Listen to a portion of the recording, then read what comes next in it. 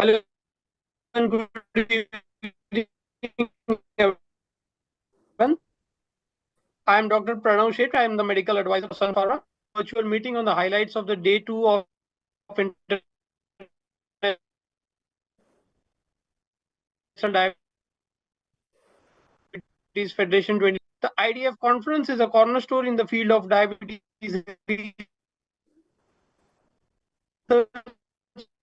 and care, bringing together experts. At Sun Pharma, we are glad to share with you, and we hope. Sir, there is a network issue from your side.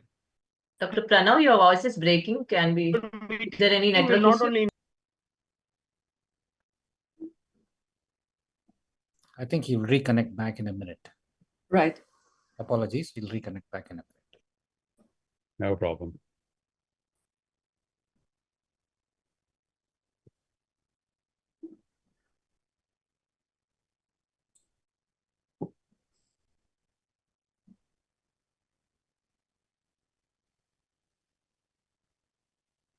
Yeah, please start, Dr. Pranav. Please start.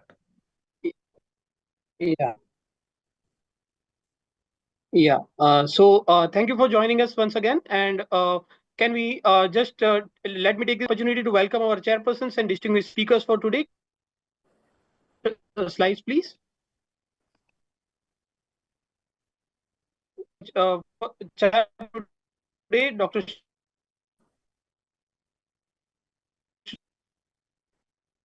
Your voice is breaking again, Dr. Pranav. Is a consultant endocrinologist, KIMS Hospital, Secunderabad, and currently a consultant.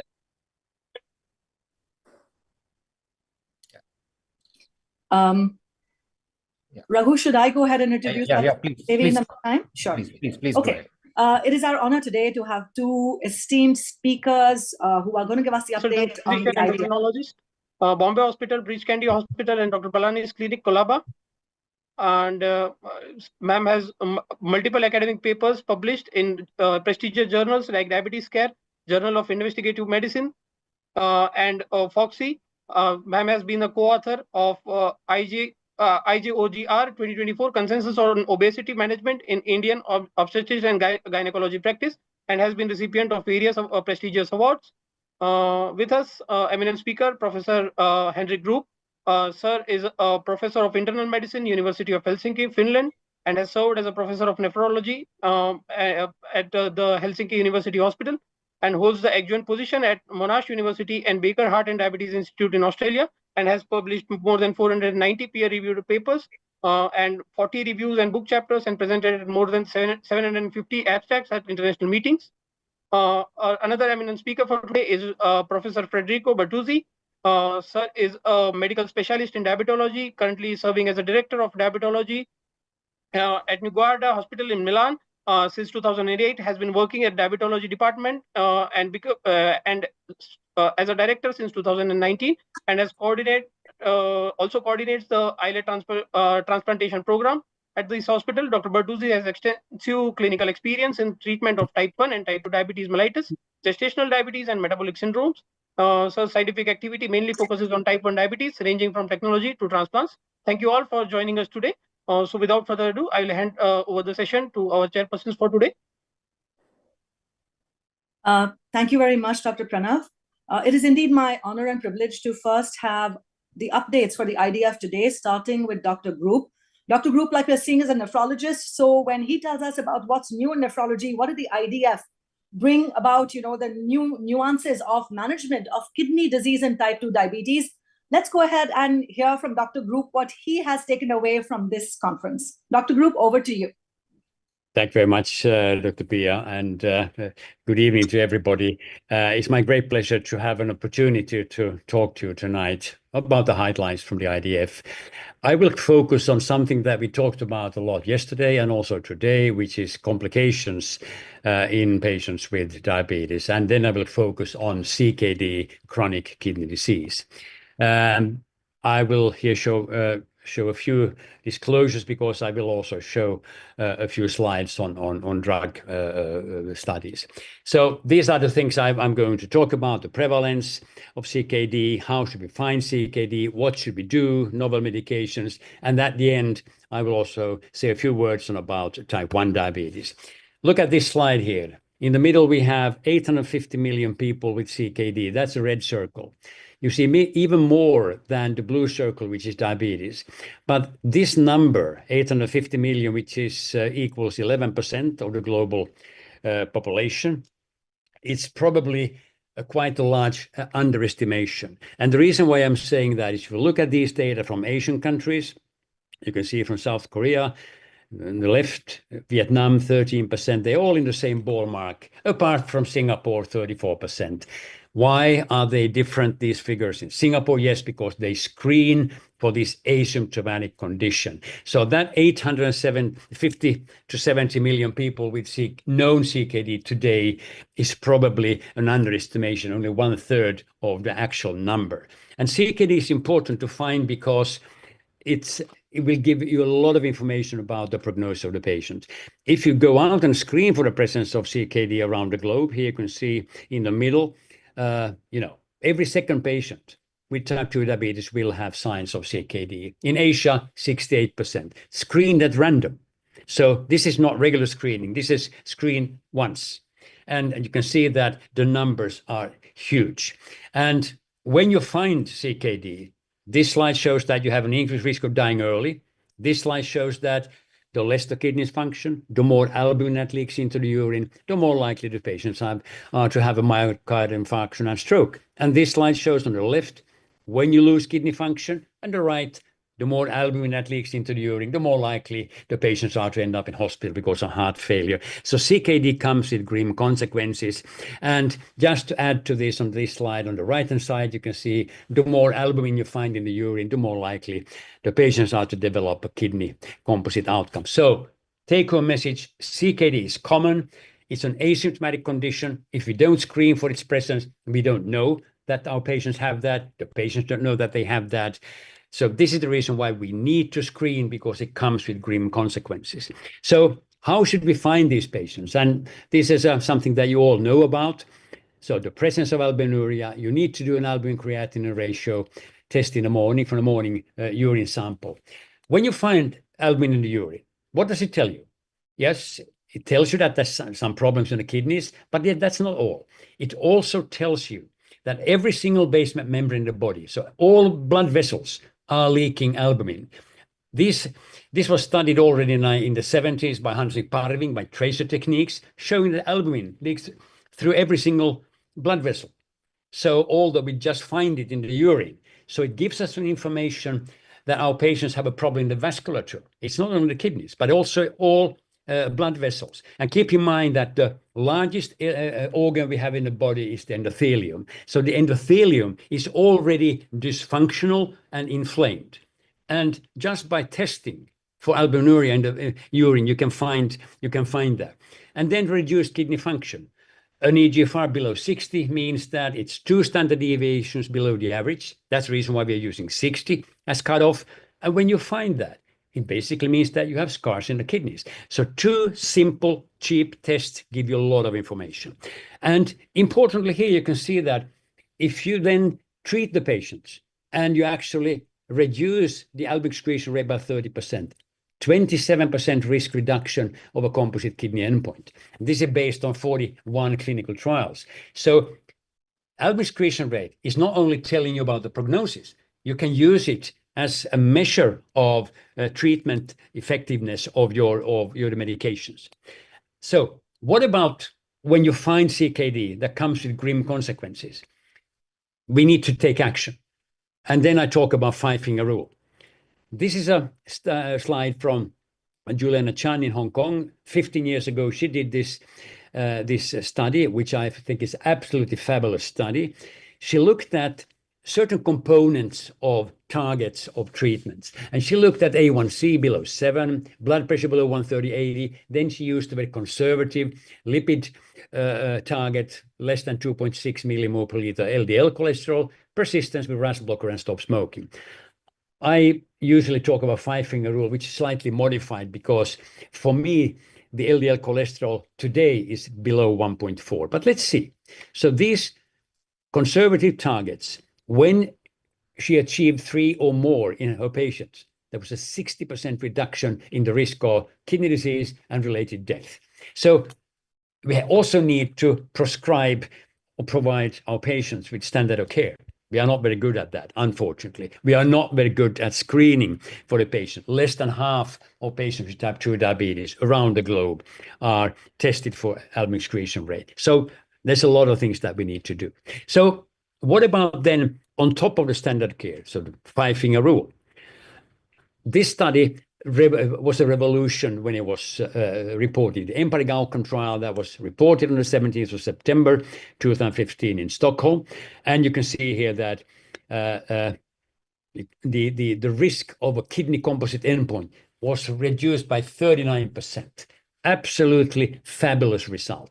And some of you may have been in Stockholm on that particular day, 2015, standing ovation, because everybody in the hall knew that by definition, glucose low medication is actually reducing the risk of cardiovascular disease. And here in a study later published by Christoph Wanner in New England showed 39% risk reduction of the chronic the kidney composite endpoint. And here you can see I'm a nephrologist, so for me, when I looked at this slide, this was absolutely fantastic because the gray line is what we are used to. You lose kidney function every year, but the red line tells us that if you expose the patients to an SGLT2 inhibitor, you can actually preserve the kidney function. Now, the problem with EMPIRIC outcome trial was it was a cardiovascular outcome trial. So the next question was, what about patients with kidney disease? And Credence was a trial in patients with type 2 diabetes and kidney disease, and you can see exactly the same result, risk reduction of 30%. And here you can see that you can retard the kidney disease progression, so you have an effect on the slope. And actually, as a matter of fact, you can postpone the time when the patients have to start dialysis by around 15 years. So profound effects of SGLT2 inhibition.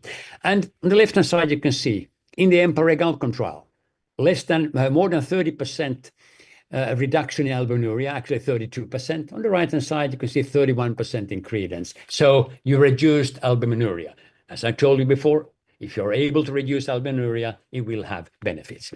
Now, there was another question that was not answered because Credence included only severely increased albuminuric patients.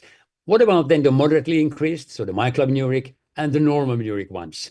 And that was tested in a study called EMPA-Kidney, and exactly the same result, 28% reduction, risk reduction. And this study was also stopped early as Credence.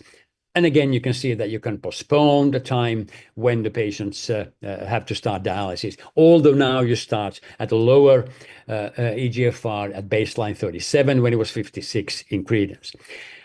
This is a very important slide because it tells us that in this EMPA-Kidney that included more patients without diabetes. So no diabetes, but with CKD, but about 46% had type 2 diabetes. You can see on the bottom, A3, the macroalbuminuric ones, in the middle, the microalbuminuric ones, and on top, those without albuminuria. And you can see that if you compare those exposed to placebo in the middle, on the left you have empagliflozin. You can see that when you expose them to empagliflozin SGLT2, you can actually at any stage of albuminuria, you have an effect on the slope when you use this more sensitive outcome measure, which is the annual rate of change in eGFR. And this is important. You need to use a sensitive enough measure. Otherwise, if you just look at hazard ratios, the number of patients are too low in these trials. So SGLT2 inhibitors work perfectly. Those without diabetes, with diabetes, CKD, at any stage of albuminuria.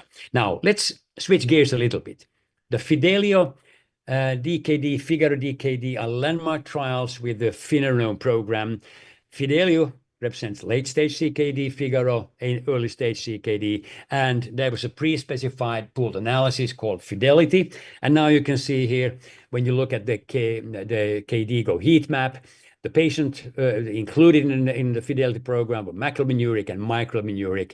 And here you can see on the left-hand side, there was a dramatic change in 23% reduction of the risk of a composite kidney endpoint.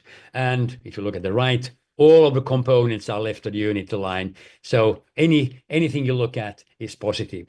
This shows that in the Fidelity, 14% reduced risk of cardiovascular morbidity, mortality, composite endpoint. And this was very much driven by hospitalization for heart failure down on the bottom here. So, but let me come back to a very interesting point, what I've been alluding to a few times. So in this Fidelity program, if you look at the kidney outcome that were down by 23% and the heart outcome down by 14%, 84% of that reduction in the risk was explained by the drop in UACR, and 37% of the cardiovascular. So again, a very simple biomarker tested from the urine, not only tells you about the prognosis of the patient, but you can also monitor the effect of the treatments. And if you achieve more than 30% reduction, you will have benefits.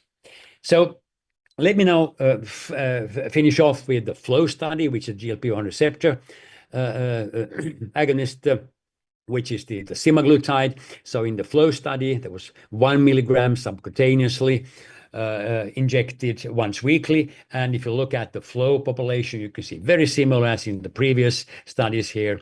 And again, composite kidney endpoint down by 24%. And if you look at there were 5 different components, all the unity line. So wonderful effect also here. And if you look at this slide on the left, reduction in albuminuria. So again, we always come back to when you have a reduction in albuminuria, you will have benefits. So now this slide also shows when you are using either creatinine-based EGFR or, as in this slide, cystatin C-based EGFR, you can see that you can actually retard the progression also in when you look at the slope. So wonderful effect with SGLT2s, the non-steroidal mineralocorticoid receptor and antagonist finerenone, and also the semaglutide GLP receptor agonist. So what about type 1 diabetes? Let me tell you something which was also alluded to during the meeting today. These are data from Finland, from my country, with the highest incidence rate of type 1 diabetes in the world.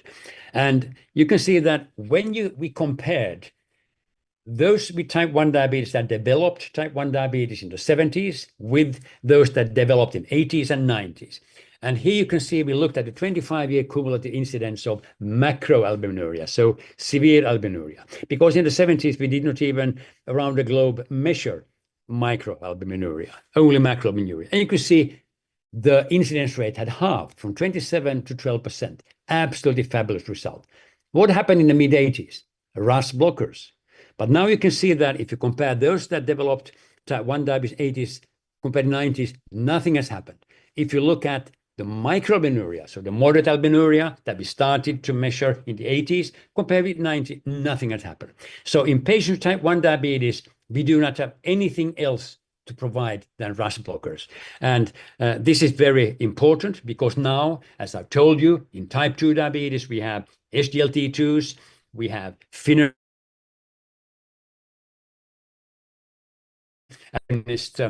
agonist, not receptor, so agonist semaglutide on top of RAS blockers. But in type 1s, we have only RAS blockers. But the good news is that there's now a trial ongoing, and this was talked about also today. The trial is called FIND-1. This is a trial run by Bayer, and you can see that it's a finerenone 10 20 milligram once daily versus placebo, and it's a 6-month trial. And if we can show that we can reduce the albuminuria in the same way that we have shown in the Fidelity program, FDA and EMA will grant an indication for finerenone for the treatment of CKD, also in patients with type 1 diabetes. This trial is estimated to be completed in October this year. A couple of weeks ago, 2-3 weeks ago, the last patient was allocated to treatment. So watch out for this. It is an important piece of information. So just to conclude, CKD in individuals with type 2 diabetes is common with grim consequences, and that has been quite clear during this meeting. Screening for the presence of albuminuria is suboptimal. Less than half of patients around the globe are screened. And keep in mind, CKD is asymptomatic. You don't feel that you have albumin excreted into the urine or through your blood vessels. It's only at the late stage you will get symptoms. Although the albuminuria provides important prognostic information, still we don't screen for its presence.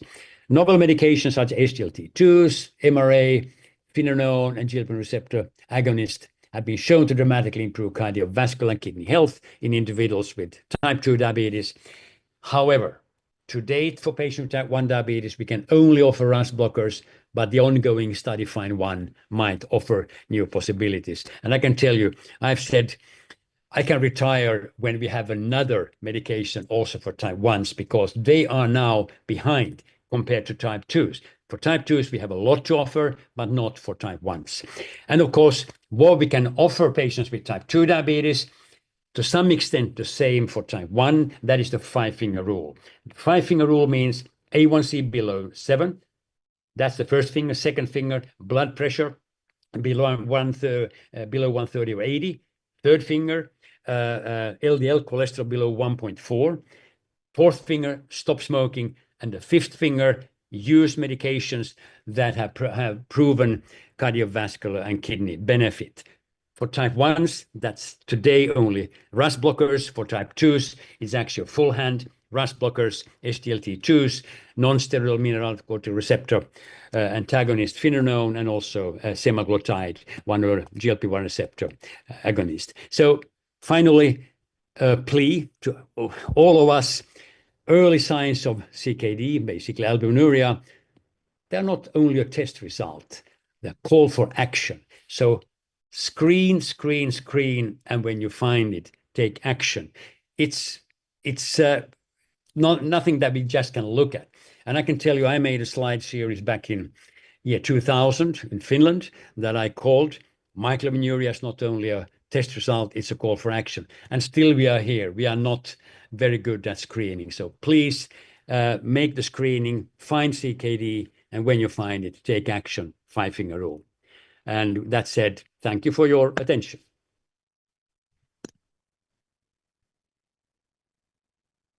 Thank you so much, Dr. Group. I think that was very concise, very detailed, very message-oriented, which is what is important for our audience today. I love that message call for action, because I think how much ever didactic teaching we do, till we have something which is really concrete for our physicians to take home, I think that becomes really the end point of any good lecture. So thank you for that, Dr. Group. Dr. Sridevi, I'll have you take it away to introduce Dr. Bertuzzi to us. So it's my pleasure to invite Dr. Bertuzzi to give the next lecture. Please start your lecture, sir. Welcome. Yeah. Let me. This is just a moment.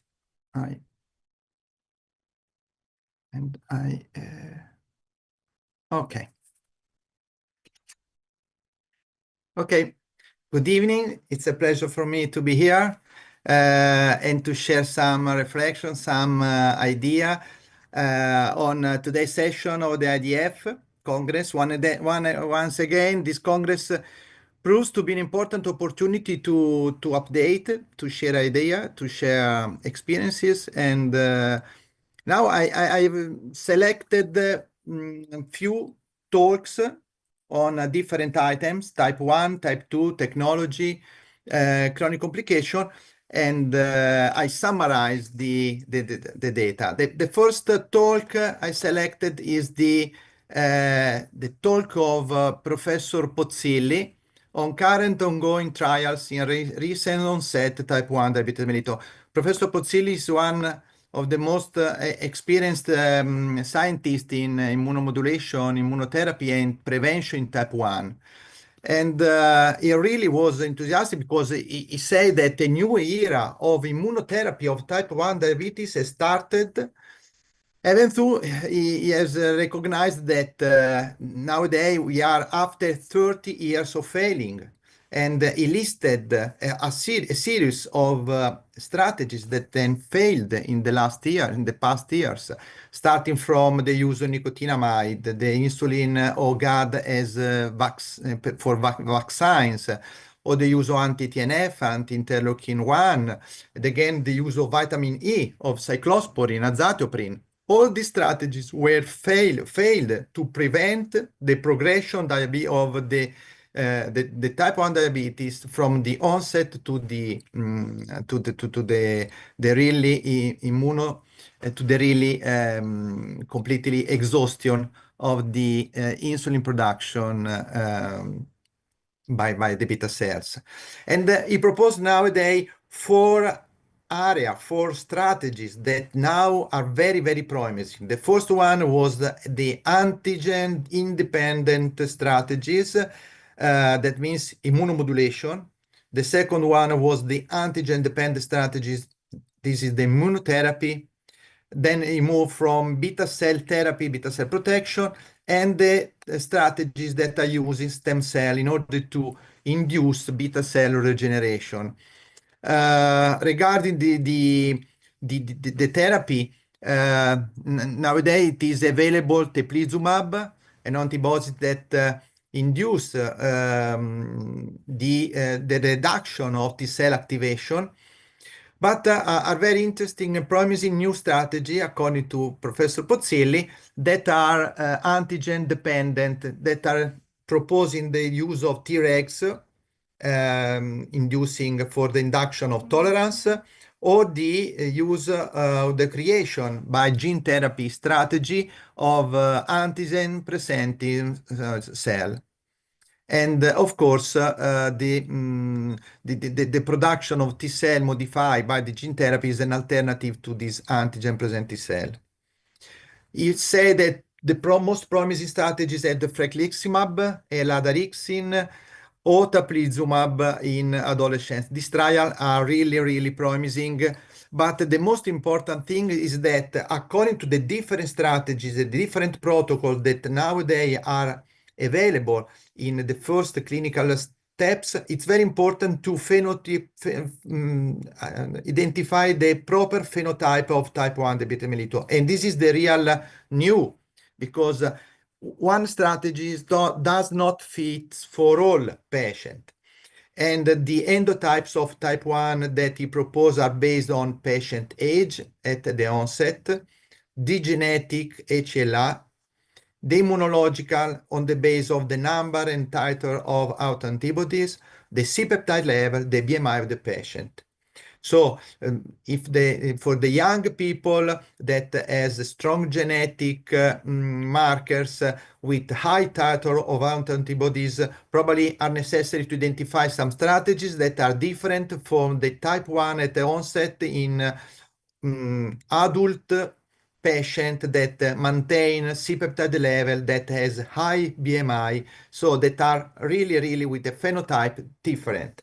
And nowadays, the most important strategies, according to Professor Pozzilli, are to identify the proper strategy for this for the typical type 1 diabetes patient. And many trials are ongoing, and he really, really expected to have important information, important news in the next years, or maybe some months, according to some particular strategies. The second topic is the use of CGM in type 2 diabetes. This was in this topic, there was really, really a great discussion. The use of CGM is nowadays in clinical activity, and even the recommendation of ADA strongly recommend the use of CGM not only in type 1 in MDI, but even in basal insulin therapy. And there are some data that propose the use of CGM even in patients under oral drugs.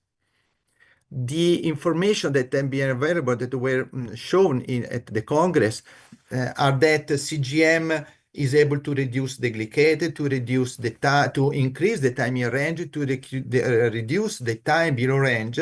But it's very important the role of CGM even in as educational tool for patients in order to better understand what kind of food select, what is the effect of the food on their glycemic profile.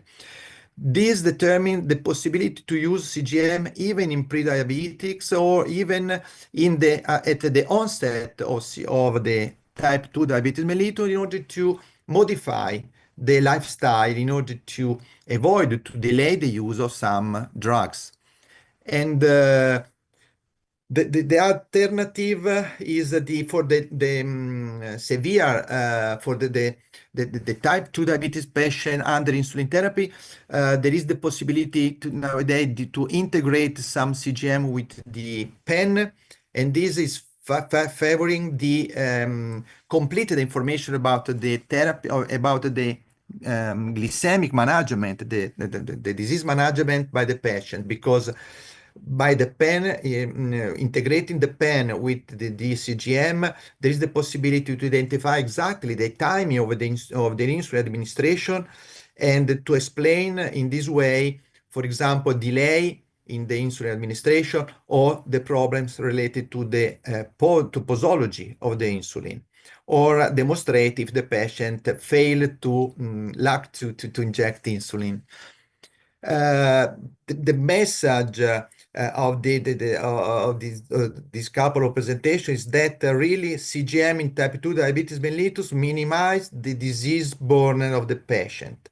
The real problem is that the cost of this therapy, because the cost, the access to these technologies is not so widespread for all the patients in all the country.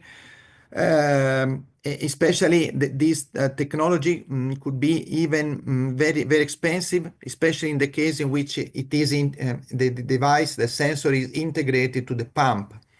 So there are heterogeneity in different nations, but of course, together with the association of the patient, together with scientific session, we have to try to make this technology available for the patient. For the scientists, it's very important to implement the cost-effective studies in order to convince the stakeholder to provide these technologies to almost all the patient.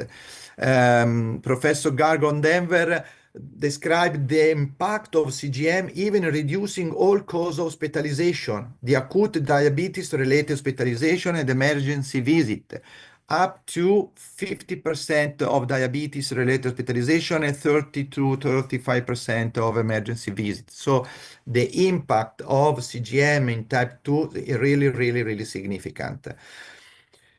The third one is the lecture of Ceriello that I replaced for because he was not able to come to the meeting, but he prepared the presentation on the role of two different parameters, time in range and glycemic variability, that can be considered predictive of chronic and cardiovascular complications. Cardiovascular coefficient of variation is correlated even to the risk of hypoglycemia in type 1 and type 2 patient, but there are other parameters of glycemic variability as HbA1c variability that Ceriello has proposed recently in a paper in which really it can be associated with cardiovascular mortality. And the perfect management of hyperglycemia today is to mix probably both of these parameters, parameter for glucose variability, parameter for time in range assessment.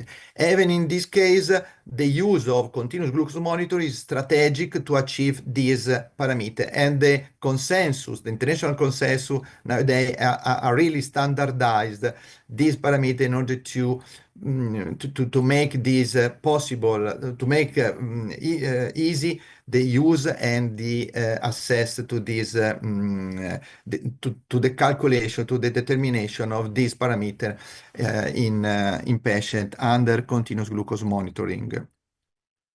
Again, I selected to talk about the type 2 therapy, but after Professor Group, it's really difficult to add a minimal information because it's complete all the view.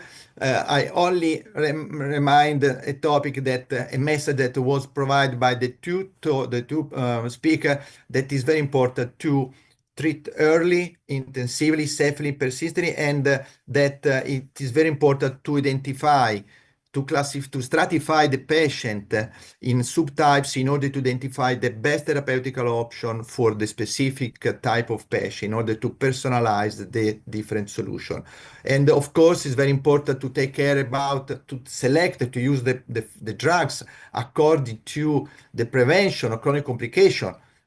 But even method from Mexico reminded that it's important, of course, even to mix the different drugs in order to remind the role of hyperglycemia in order to properly decrease the glycemic value in type 2 diabetic patient. And finally, the talk of Di Bartolo, Italy, that provide that discuss which are the component of the inertia, because the strategies are very, very promising. There are an increase in the use of different strategies for type 1, for type 2, for the use of technology, but really a large part of patient has not a optimal glucose control. And we have to promote, to fight against the inertia that sometimes is related to the clinician, sometimes to the patient, sometimes to the health system. So it's very important that promoting the education to the clinician in order to make them familiar with the new therapies, to fight against the cognitive bias with lack of rational decision making, but it's very important even to offer to the patient some strategies in order to improve the adherence to the therapy. Improving the communication between physician and the patient is very important, even to modify the health system in order to provide that, make the health system capable to provide all the best therapeutic option for all the patient. Okay, I select these strategies. Thank you, Dr. Bertuzzi, for enlightening us about the highlights today. You have covered various aspects, I mean, from technology to the, healthcare provided biases and all. Thank you very much for enlightening us. And any questions from the audience? Dr. Priya? Right. If there are any questions from the audience, Dr. Pranav, will you all be posting them here? We can take all of that. In the meantime, till the audience puts up some questions, I'm happy to have the opportunity to get some questions across myself.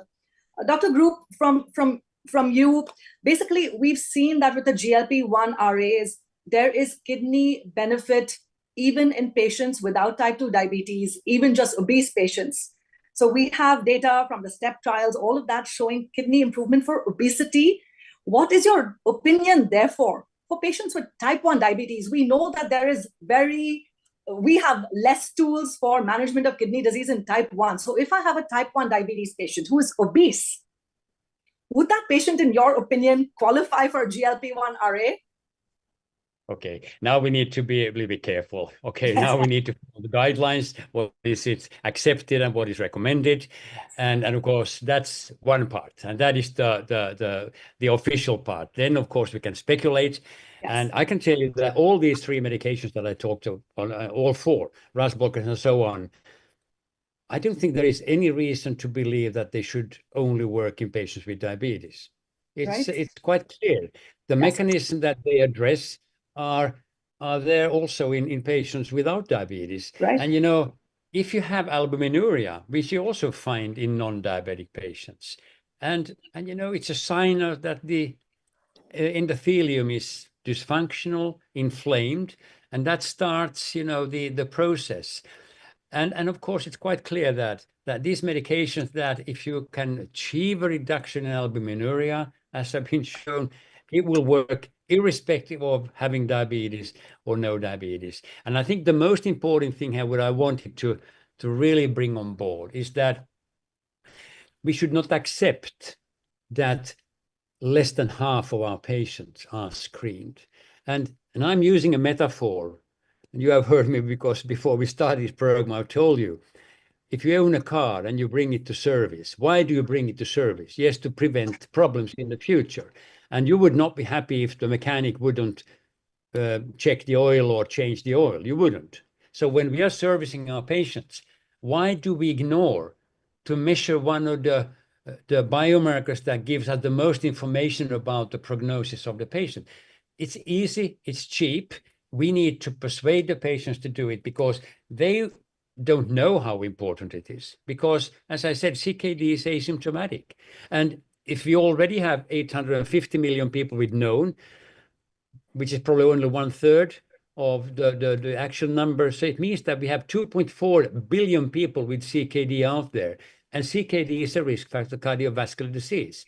So now it's time to find these patients, and then take action. In the past, we did not have anything to offer apart from RAS blockers.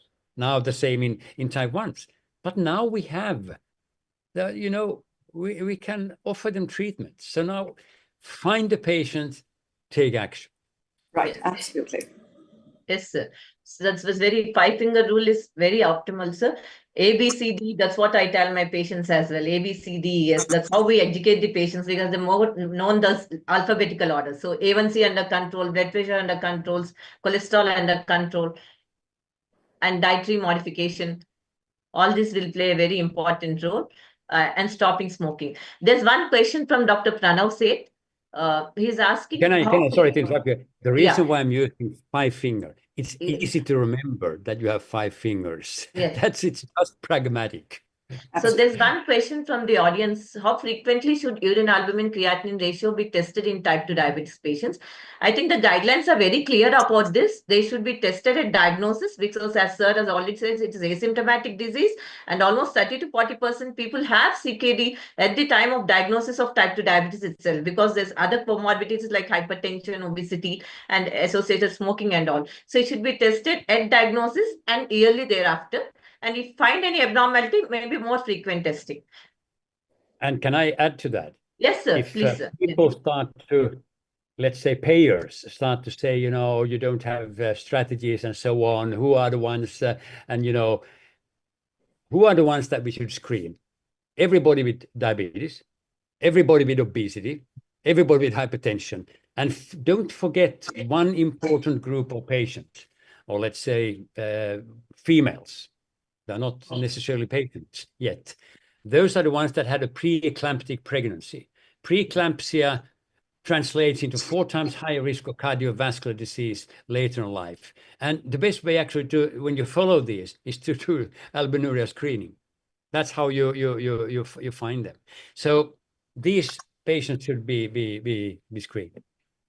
That's an excellent point, Dr. Group. Dr. Bertuzzi, we have an interesting question about type 1 diabetes over here. What is your opinion on the use of verapamil in type 1 diabetes for the preservation of beta cell function? Yes, I'm positive, because it's a safe therapy, and it's not so effective. That means you can observe a preservation of the C-peptide value. So you are not able to stop to completely modify the story of the disease. But of course, it's a safe strategy that is able to prolong the life of beta cell in order to increase for some time C-peptide. And C-peptide level was recognized to be to prevent, to delay the occurrence of complication in type 1, or in any way is make less brittle the diabetes. So it's important. I think it's a safe strategy that has been confirmed, of course, in really RCT trial, but it's promising strategies. And I see another question: how common is LADA in general population? Yes, the data is about the study show from 4 to 10, 12%, but I think that this is underestimated because the physicians are not used to test autoantibodies in type 2 diabetes mellitus. So if you search the autoantibodies in adult not obese, probably the prevalence will increase, maybe.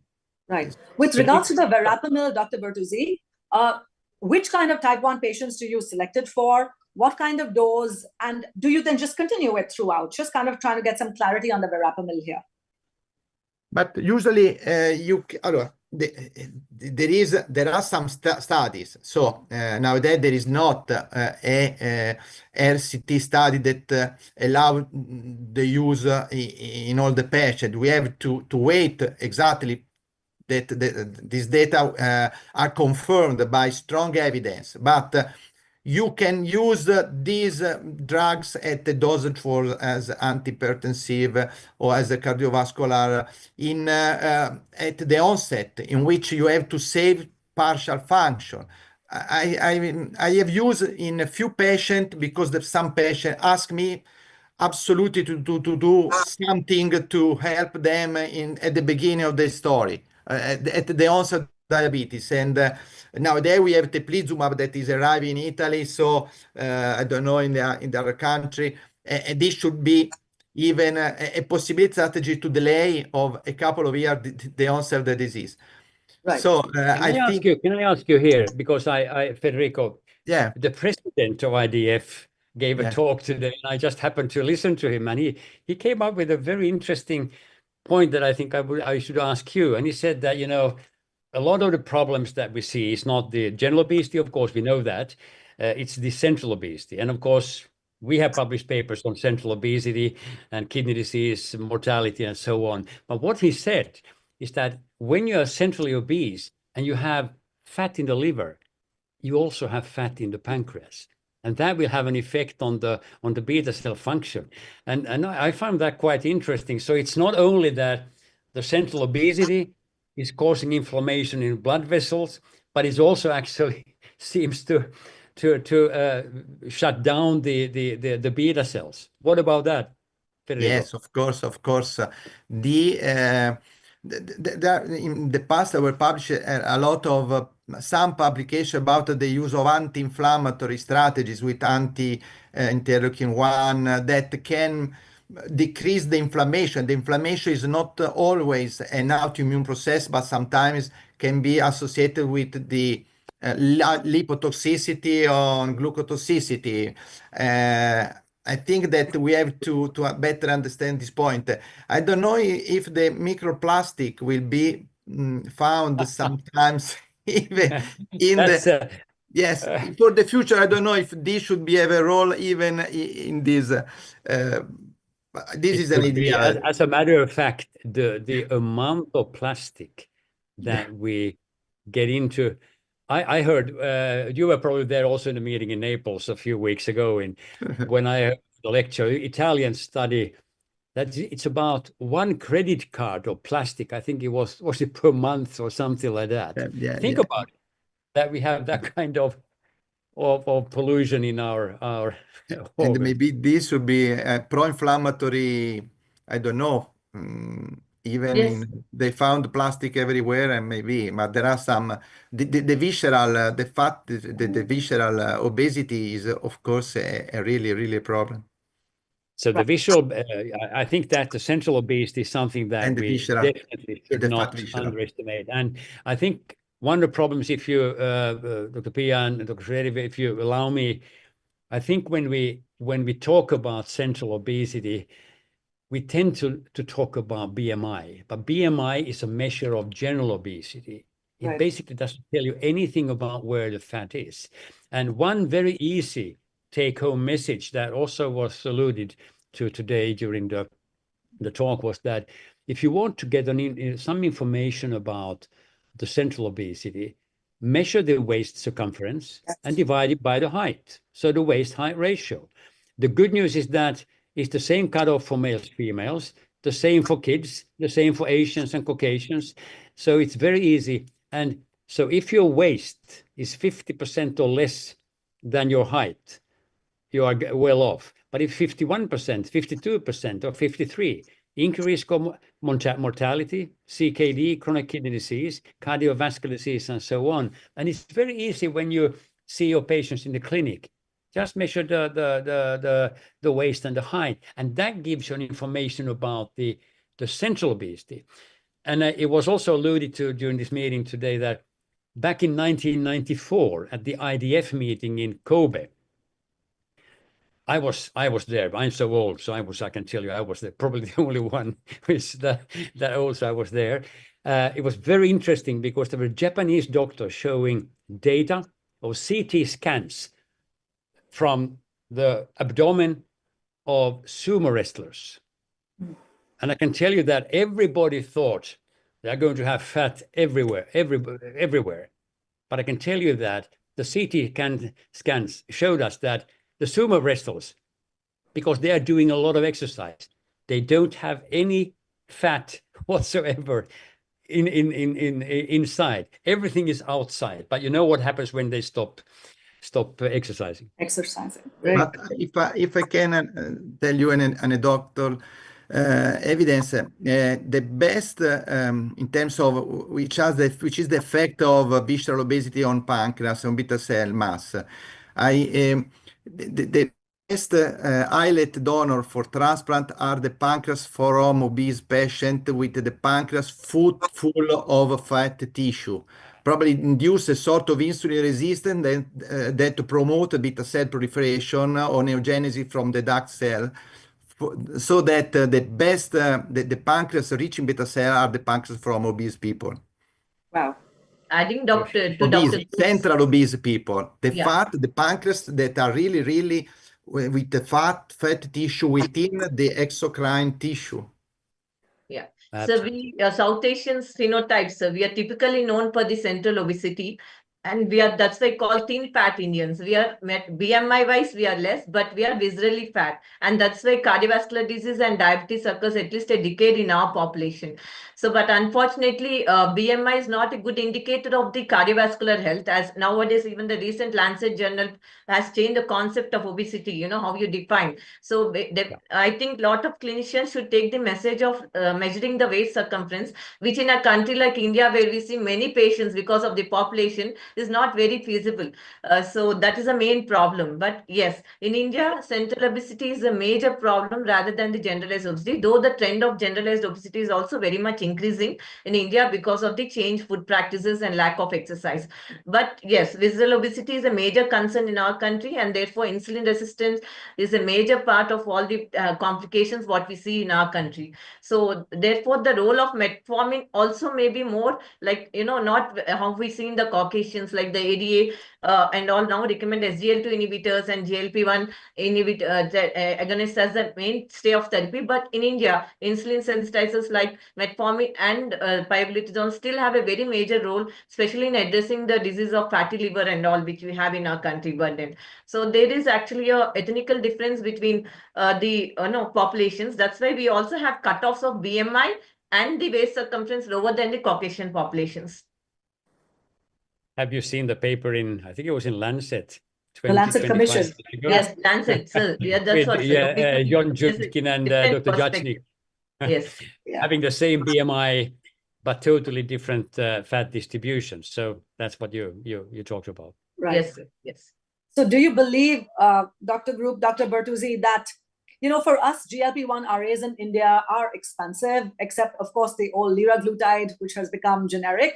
But do you think SGLT2 inhibitors, unless there's a clear contraindication, do you believe that every type 2 diabetic should be on an SGLT2 inhibitor like empagliflozin, dapagliflozin, or whatever that is? And is metformin going out of fashion? Like Dr. Sridevi said, is metformin going out of fashion? I can start. I don't think any of these, apart from, of course, sulfonylureas, should go out of fashion. We need them, basically, we need them all. You remember the 5-finger rule, optimal glycemic control. If you don't achieve optimal glycemic control with SGLT2s and GLP-1 receptor agonists, you might need the others. So I don't think we should, it's not either or. I do think that a lot of the problems can be avoided by providing patients SGLT2s if they can tolerate them. And the majority of patients with type 2 can tolerate. Of course, there is especially in those with the lean patient type 1, type 2 diabetes, they have an increased risk of DKA, which is not unexpected, because you keep in mind that anytime you're providing an SGLT2 inhibitor to a non-diabetic or a diabetic, you are causing slight ketosis. Why?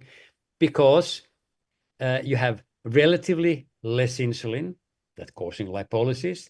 You have more glucagon, causing lipolysis. So you free fatty acids, you generate hydroxybutyrate.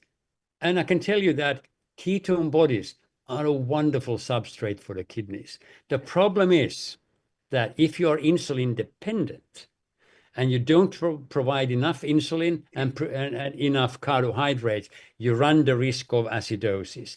But doctors should know this. And then, of course, you have the genetic effect. But the majority of patients would benefit from these medications. And many people have asked me, how do they work? And I've said many times that although in the past, after EMPA-REG-OUTCOME trial was made public, I was asked to come and tell me how I think they work. At that time, not many believed in me, but now they more and more believe. And I said they prevent kidney hypoxia. Right. Why do I say that? If you have central obesity, you have insulin resistance, you have inflammation, chronic inflammation. You have also increased blood flow, shown by Ele Ferranini, your Italian countryman. And when you have increased blood flow, you have increased kidney blood flow. And whenever you have increased kidney blood flow, you have hyperfiltration. And anytime you have hyperfiltration, is it obesity, is it hypertension, or diabetes? You push the sodium handling in the proximal tube. And 90% of the oxygen consumption in the kidneys are due to sodium reabsorption. And what do the SGLT2 inhibitors do? They block that. And you know that we published a paper a few years ago in eClinical Medicine where we gave dapagliflozin a high dose acutely, not a chronic, acutely. You improve the oxygenation of not only the cortex, but also the medulla. And I can tell you, experimental animals, when you induce diabetes within 3 days, the kidneys are hypoxic. If you give not a drug, it's a toxic called dinitrophenol or mitochondrial uncoupler. You get rid of the mitochondria, you induce kidney hypoxia. Do you know what the phenotype is? Proteinuria, inflammation, cell damage. So kidney hypoxia, which is very much related to central obesity. And you know, here we have one opportunity to do that. And then if you ease the burden on the kidneys, you have less sympathetic drive, you have less RAS activation, and so on. So I think the answer to your question, I think the majority of patients should be. Well, maybe Federico has another opinion, I don't know. I completely agree with you, Professor. I cannot, it's not different. I can add that regarding the matter of ketones, as soon as the sensor for ketone will be available, and okay, it's a matter of not too much time because it's very, very interesting. Even the problem of ketone will be completely then we also have the solved. opportunity for type 1s, which is a problem now because it's basically not indicated. And we have published a paper, so I can blame myself. Who are the ones with type 1 diabetes that are the highest risk of DKA? It's the ones with kidney disease, those that need it the most. Unfortunately, that's the case. So Dr. Bertuzzi, from the point of view of type 1 diabetes, are you giving them anything? So we are yet managing them with the basal bolus insulin, the traditional therapies. What else are you using in day-to-day clinical practice? Where are we with pancreatic transplants? What's happening on all of that? Is there any hope nearby on the horizon? For type 1, of course, the pumps nowadays represent the gold standard. And so you should propose pumps to all the patients. For the transplant, recently the trial of stem cell, encapsulated stem cell failed, was interrupted. And this was really a problem because this trial makes a lot of expectation in the patient. All of us were really exciting for this trial, but this was interrupted. All the center are stopped.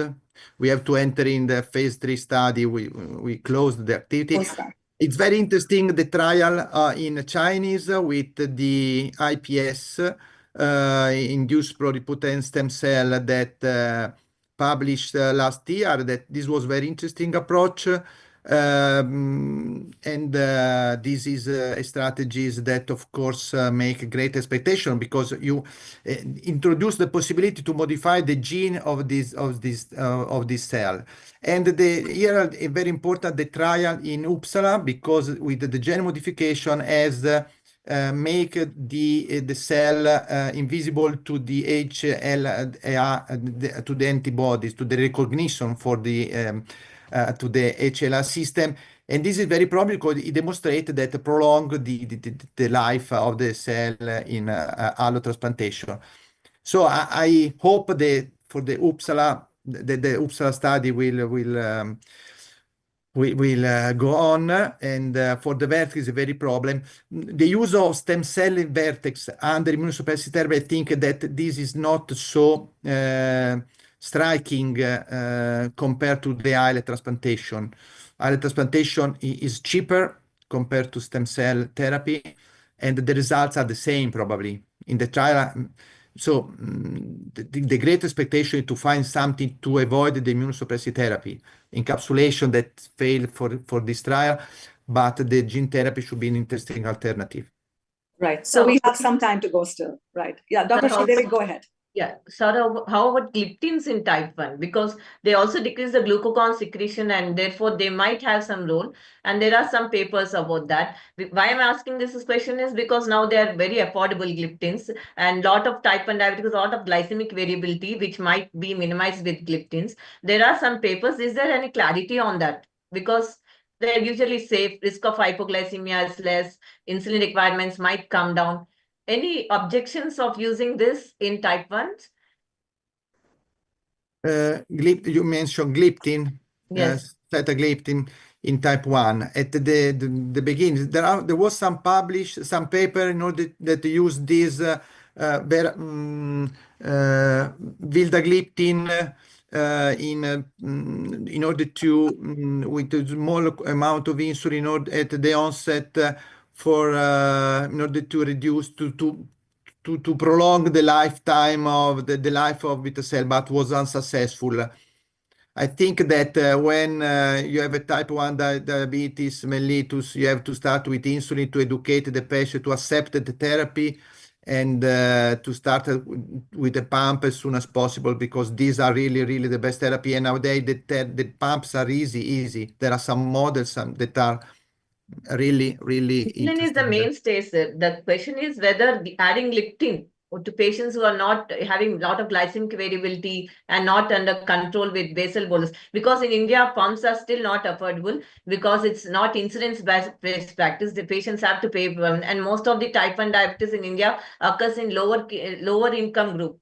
So most of them even cannot afford a basal bolus therapy. So we every time, think of adding some other medications also, which might require the insulin requirements and the glycemic variability. And so at that point, insulin is definitely the stay of therapy for type 1. There's no other thing for that, but it is to decrease the variability and requirements of insulin probably.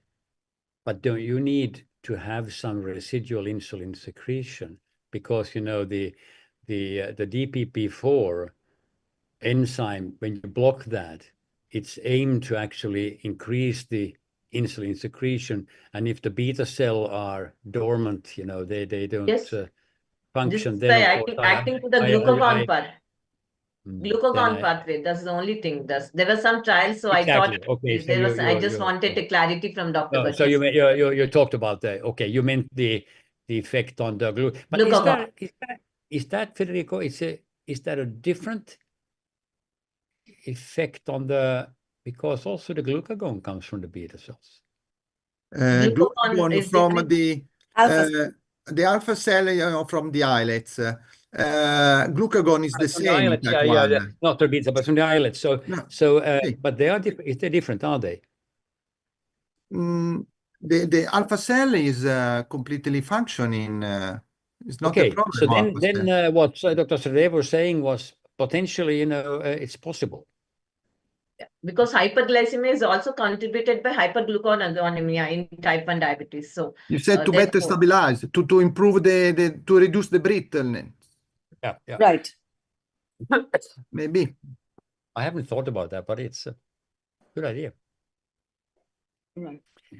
By the way, something that was also talked about yesterday, I don't remember which session it was that SGLT, one way of, it was an Italian guy talking about it.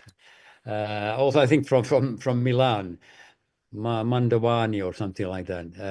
And he said that, exactly, yeah. And that if you combine a glucagon antagonist with an SGLT2, then you probably can avoid the DKA in type 1s. And that was an interesting thought. And there are now some studies done in that. So maybe for the type 1s, we can also in the future have other medications to add on to RAS blockers. And hopefully now, if find one shows that finerenone can be added, then the future is also brighter for the type 1s. I think that one of the most important reason for the brittleness in type 1 is the matter related to absorption of subcutaneous insulin, because this really, and the second is the psychological problem of the patient, because if the patient anxious or something, does not accept the disease. I don't know if glucagon, the release of glucagon is really one of the most important factor contributed to the instability of the glycemia. I don't know, but maybe. Right. All right. I have a simple question for Dr. Group. Dr. Group, so for regular testing of EGFR, do you simply use the CKD epi just for our general physicians here who are attending the meeting today? When do you put in a cystatin-based formula? Is the CKD epi good enough? Just simple tools from that point of view. CKD epi is the one that most labs in the US and also in Europe are using now. Yes. You know, I think that in the future, we've just published last week a paper in Diabetes Care about the use of comparison between creatinine-based EGFR and cystatin C-based EGFR, and it's quite clear that the cystatin C-based is a better measure. But when it comes to just find out what the EGFR level is, I don't think you need to pay 5 times more for a cystatin. But we are now preparing another paper, and I can tell you in the normal albinuric ones, if you are using EGFR, you have no clue who will develop microalbuminuria, but cystatin C will actually detect that. So I think in the future, we might end up with having an opportunity to find out those that will develop CKD in the future, but not have done it yet, which is not, if you look at the curve for EGFR, it doesn't work, but with cystatin C it works. So, but I think the most important thing is that people should use these Right. whatever the method is, but not the creatinine clearance. That's Right. that was in the past, not Is- anymore. All right. Okay.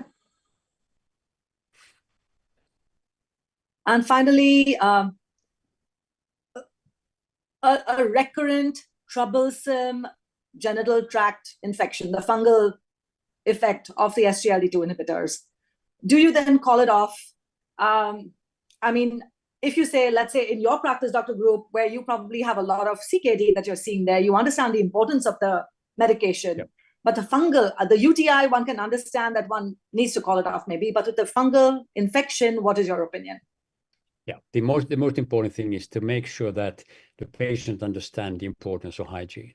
With Yes. hygiene, you can avoid a lot of problems. Yes. If that's not taken care of, then you see a lot of these. Keep in mind that diabetes itself Yes. increases the risk of UTI, not the SGLT2. Does not increase the risk of UTIs. So the genital infections are the ones. And of course, if you have males that are circumcised, then the problem is less. For Yes. females, I got a question yesterday from some Asian doctor, and we talked about this, and I said hygiene is something that we really need to educate our people about, because you can reduce a lot of problems. And of course, keep in mind that there are more glucose in the system Yes. if you are using so that's the reason why it's so important with the hygiene. And if you have a fungal infection, take out the sick day rule. You stop the SGLT for a while, treat the fungal infection, and then you can start again. And then this lady asked me, I think she was an Indian lady, by the way, All and right. she asked me, what about then if the UTI? And I said, UTI, if you have recurrent UTIs, is not necessarily a contraindication. But if you had a pyelonephritis, then I wouldn't use an SGLT2 inhibitor. That's the no-go. Right. And that's what's the baseline glycemic control. Better not start when the sugar levels are very high. Control them with some other agents and then add so that, as Sir said, the diabetes and the poor glycemic control is a risk factor. So when we give it to the patients who are under good control, usually the risk of infection is very less. And fortunately, now we are using the combination of DPP4 plus SGLT2 inhibitor, which is a very well available combination in our country, fortunately. So therefore, we are seeing less of these things. So educating about the personal hygiene is very, very important. Very good. Very good. All right. If we have no more questions, Dr. Sridevi. Yeah, I think we'll call it a day. Yeah. So we don't have any more audience questions. Thank you, doctors, for joining us today on this very insightful discussion on the highlights of the second day of the IDF conference. Our heartfelt gratitude to you, and your dedication to advancing global diabetes care is really inspiring. With this meeting, we are reminded of the importance of global collaboration and addressing the global diabetes epidemic. Thank you again for joining us today. And with this, we conclude today's meeting. Thank you so much. Good night. Great learning and great pleasure to be with all of you. Thank you for giving this opportunity. Good night, everybody. Good night. Thank you to you. Thank you, ma'am. Thank you, Dr. Balani. Thank you, Dr. Sridevi. Thank you. Thank you, sir.